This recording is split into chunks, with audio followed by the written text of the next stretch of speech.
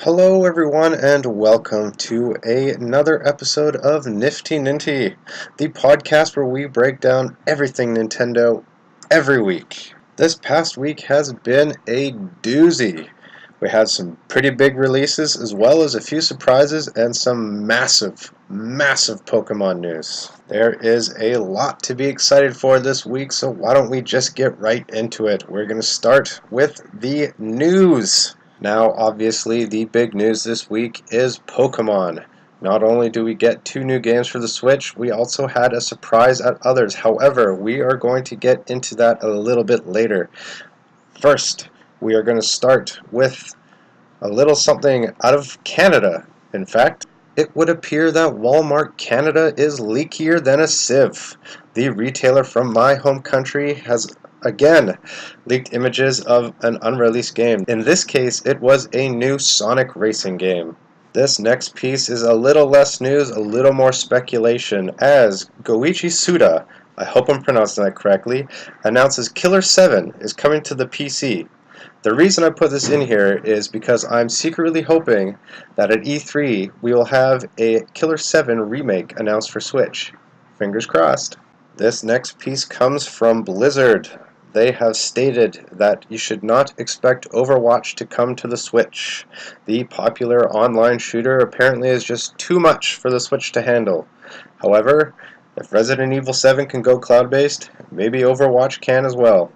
We can still keep our fingers crossed. Another piece of disappointing news, the Mario & Rabbids creators at Ubisoft have stated why there was no online multiplayer for Mario & Rabbids. It is, again, a technical issue, and they preferred to go with couch co-op instead.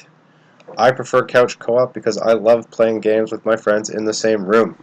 This week marks the 32nd anniversary of Dragon Quest. While no longer an exclusive Nintendo franchise, it did get its start on the Famicom way back in the day. In those times, it was known as Dragon Quest in the East and Dragon Warrior in the West. Dragon Quest was an immersive fantasy RPG and has grown to be one of the most successful franchises ever.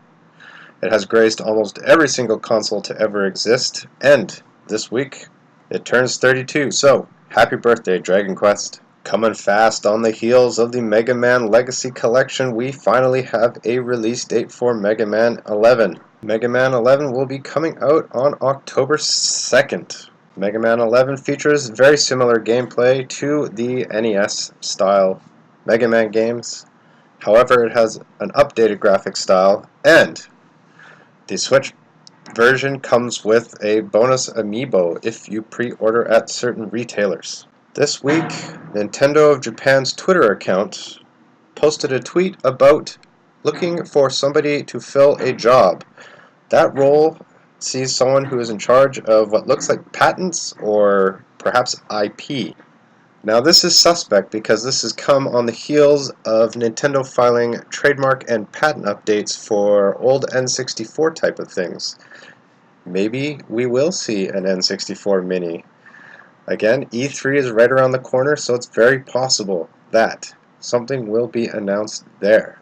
It was a big week for the folks from Nicalis Games, as IGN and Nicalis Games have debuted a new puzzle fighter type of game called Crystal Crisis. IGN did get the exclusive reveal on their NVC podcast this week, but we get to benefit from the trailer. This is a puzzle fighter game, just like most of them. However, it does feature a whole bunch of Nicalis characters.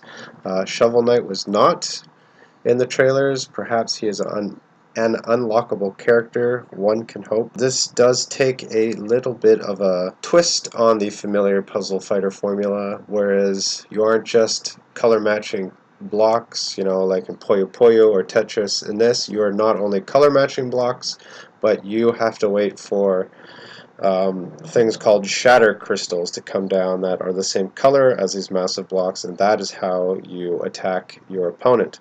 There is local and online multiplayer, and we will find out more about this further down the road. It is scheduled to come out this fall. Alright, now moving on, we have the juiciest piece of news that happened this past week, and that is Pokemon. Pokemon. Oh my god, I'm so excited. I bet you guys are too. Now this story all starts a little earlier in the week when some savvy YouTube users noticed some private Pokemon videos showing up on various Nintendo channels. Those videos turned out to be trailers for Pokemon Let's Go Pikachu and Pokemon Let's Go Eevee. We also got a surprise announcement for a game called Pokemon Quest, which was also available to download that very day. It's free to play and definitely worth checking out. I actually have played it. Another piece of news from Game Freak was that a actual core RPG Pokemon game is coming to Switch in 2019.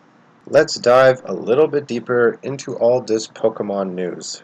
Why don't we start with Pokemon Quest, the game that was just released and is free to start. In Pokemon Quest, you take control directly of the Pokemon themselves, kind of like the Pokemon Mystery Dungeon series. However, this time the setting is an island called Tumblecube Island, and the Pokemon aren't exactly Pokemon, they are called Pokecell, Pixel. I don't know how to pronounce that per se. However, it kind of looks like Minecraft. Your Pokemon don't look like they have in the other games. They're in cube form. In fact, the whole aesthetic of the game is very cube based. I should note that this game was also announced for mobile, and that kind of makes sense because the game does feel very much like a mobile game. For the Switch, you exclusively use the touchscreen to control. It's full of microtransactions and upsells. That's at least what I've seen through my current playthrough. I haven't played a lot of it yet. I do plan on playing some more. Game Freak calls this a rambunctious expedition RPG, which is actually quite true because you go on what is called an expedition. That's the main point of the game, and when you go on these expeditions, you get food and items and stuff that you can use to upgrade your Pokemon or Pokecell, whatever. I can't pronounce it. They're Pokemon in my mind. You get attack items and health items that increase their HP and their attack points. You also get ingredients to make food with, and you use this food to attract new Pokemon to your base camp, and that is how you meet new members to put in your party. As you go from expedition to expedition, your Pokemon level up, they get stronger, you get more items, you can craft more. It's still a RPG, but the point is to go out on these expeditions. You end up on this island, you don't really know what's going on, you need to explore. You have this drone that's crashed and it doesn't really know how to figure itself out, so you enlist the help of Pokemon. Gameplay wise, you don't really control the Pokemon per se, they kind of automatically walk towards a Pokemon or a group of Pokemon that are in the area, and then you have an option to tap icons on the bottom that are attacks to attack these Pokemon. I know that made absolutely no sense, but for instance, I chose Charmander as my starter, and he has Slash and Fire Spin, and you choose one of those in which to attack other Pokemon with. Some are close range attacks, some are ranged attacks. The game itself is fairly linear. It's kind of along the lines of a Super Mario World or like New Super Mario Brothers type overworld, where you just go from spot to spot, and within those worlds are quests and expeditions that you need to complete, and you get rewards that you can use to upgrade your Pokemon, level up your Pokemon, buy items with, craft food with, and so on. There is plenty to keep you coming back for more. It does seem like it might be a little repetitive, which is why I think it would be great for mobile, because it's something you can kind of pick up on a bus or during your commute, tap away for a bit, put it away, and pick it up again later. Alright, the news. The big news this week was Nintendo and Game Freak have announced Pokemon Let's Go Pikachu and Pokemon Let's Go Eevee. This announcement pretty much confirms everything that was leaked and rumored before, however we now have it official. While this isn't a core Pokemon RPG, it does take elements from the core games and mixes them with the best elements of Pokemon Go. In typical Pokemon fashion, we get two versions of this game, which takes us all the way back to the Kanto region. This game is played using just one Joy-Con controller, and it also has a very neat Pokeball peripheral that is called the Pokeball Plus. The Joy-Con and the Pokeball Plus both operate in the same fashion. You you don't actually, but you make a throwing motion with the Joy-Con or the Pokeball, and you use that to catch the Pokemon.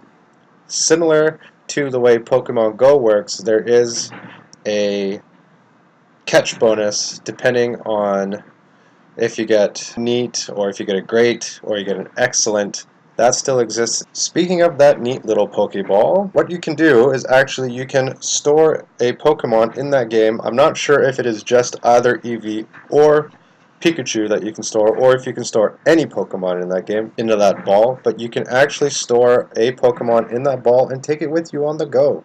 When you touch the ball or pet the ball, it makes little noises and it has some fun. What I'm curious about is if you can put Pokemon in there, do you get bonuses for taking it for a walk? For instance, if I were to take a Pikachu, would I get perhaps candy inside of Pokemon Go for my Pikachu if I were to walk with it? In Pokemon Go, I happen to walk with a Magikarp. Would I get Magikarp candy if I was able to put Magikarp inside that ball? As Pokemon Let's Go Pikachu and Let's Go Eevee is played with one Joy-Con, what do you do with the other Joy-Con? Well, that is used for multiplayer. What you can do is player number 2 can actually use the second Joy-Con and simply shake it, and bam, they're right in the game.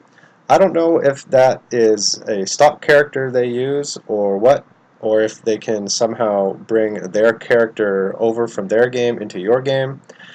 I guess these are details we'll find out later, perhaps at E3, but the fact is you can just pick up and go, shake it, and have multiplayer Pokemon. The game does take place in the Kanto region and is based primarily on Pokemon Yellow. That is why you have a Pokemon companion in the form of Pikachu or Eevee. As it is set back in the Kanto region, all original 151 Pokemon are available to catch in this game. Also, in this game, finding Pokemon isn't just a random encounter. It's kind of like in Pokemon Go, where they're on the screen and you have to go to them in order to catch them. Speaking of Pokemon Go, there is cross-play functionality between Let's Go and Pokemon Go. That's going to be a mouthful. Using the Bluetooth inside the Nintendo Switch, you are able to communicate with your Pokemon Go on your mobile phone and transfer Pokemon back and forth. Now, when you transfer Pokemon from Pokemon Go to the Switch, I'm not sure if that makes them playable or not. In the trailer, it just seems that they go to what's called a Pokemon Park or Pokemon Garden and are just there to kind of hang out. I'm hoping that you are able to add them to your party through Pokemon Go. Also, as it does take place back in Kanto, you can only transfer the original 151 Pokemon from Pokemon Go to your Switch. I'm also curious if you can go from Switch to Pokemon Go. Do you happen to know? Have you heard? I don't know. Let me know in the comments below. The best part about Pokemon Let's Go Pikachu and Let's Go Eevee is we do not have to wait all that long. It is coming this November the 16th. Also, as noted by Game Freak, this is not a core Pokemon RPG. That is coming to Switch later next year. Perhaps we'll get a sneak peek at E3. I don't know about you guys, but I'm still incredibly excited about Pokemon Let's Go Pikachu and Eevee. I'm not sure which version I'm going to get. I'm kind of leaning towards the Eevee version and then maybe picking up Pokemon Yellow for my 3DS instead of the Pikachu Let's Go version. I think that would be a more complete experience for me. What are you guys thinking? Are you going to get Pikachu? Are you going to get Eevee? I don't know. Pikachu is probably one of my favorite Pokemon, but I think I'm still going to go with Eevee. Let me know in the comments below what you're thinking, which ones you want to get.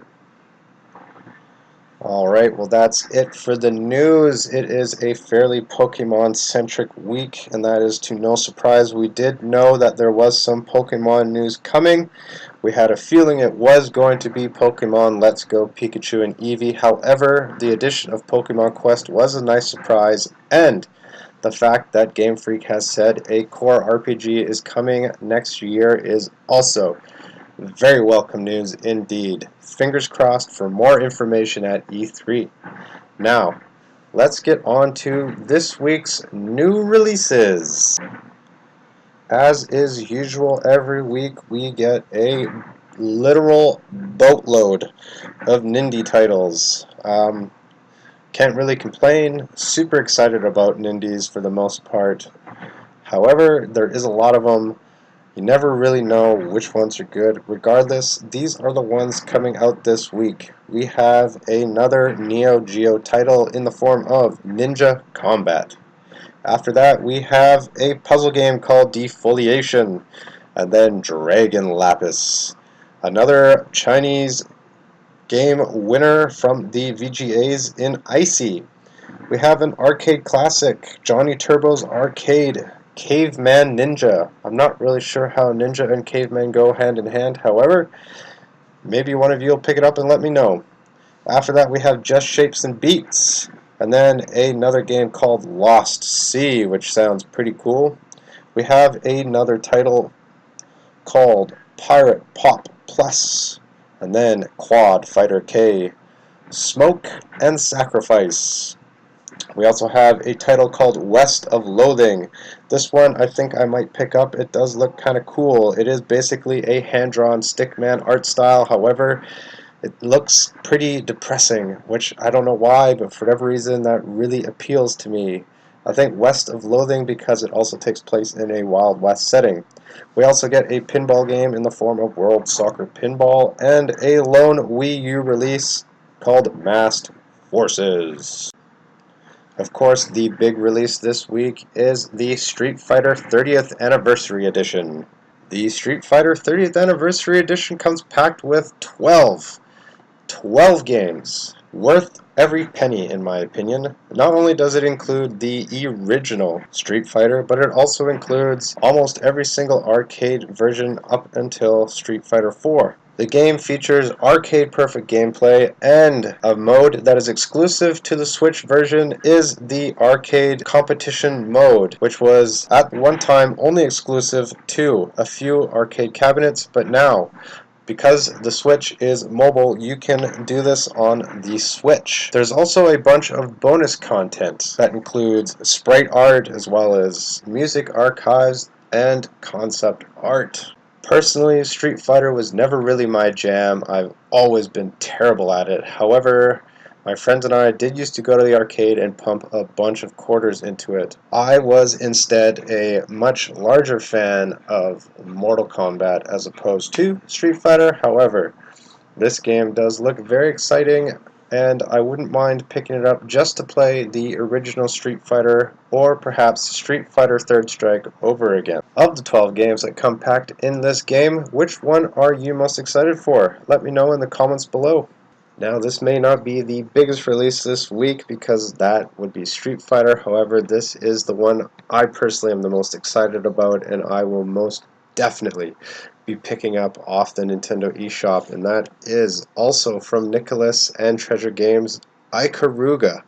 Ikaruga is a vertical scrolling bullet hell game, much in the same vein as Raiden or any of those arcade shmups you played as a kid, or perhaps at the local barcade you frequent. This does take the familiar bullet hell game to a new dynamic though, as it does add puzzle elements. The colors blue and red are very important, and you are able to switch between them in order to avoid being shot by certain types of weapons. So not only is it difficult, but it is incredibly fun, and it makes you think, and it's available right now. I can't wait. This game was originally released in the Japanese arcades close to the turn of the century. Shortly after that, it made the switch to Dreamcast. It came over here in the West on the GameCube, and that's where I first played it, and I first fell in love with it. Perhaps you were lucky enough to play it on the Japanese arcade games, or you imported it for your Dreamcast. Where did you first play Ikaruga? Let me know. I'm curious. Put it in the comments below. It's at this point in time where I would usually be fielding some questions. However, I haven't received any because currently I'm still a little too new. Also, it's at this part of the show where we could potentially be doing game reviews. If you want me to do some game reviews, please let me know either on Twitter or in the comments below, and I will look to do those reviews for you. Looking towards next week, it is going to be probably a very short turnaround because I would like to get another episode out before E3 happens. The E3 press conferences start on the Saturday. Thank you, Microsoft. So I'm going to try and get this up on Friday night, my time. Also, in my area next week, there is a games festival that, if I am fortunate enough to not be working, I will be in attendance for, and if they have decent Wi-Fi, perhaps I'll do some live streaming, so you can look forward to that on my YouTube channel. I'll make sure I tweet about it if I am able to attend. Also, they have a Smash Bros. Tournament that, you know what, I think it'd be fun if I entered. Anyways, that's all next week. I hope you enjoyed this week's episode. If you did, please hit that subscribe button. Also, follow me on Twitter. It's probably the best way to get a hold of me directly. And as always, I do have a Patreon. My Patreon subscribers do get exclusive audio access. So if you want to hear these podcasts first, please do sign up for my Patreon. Alright, that's it for me this week. And as always, stay nifty.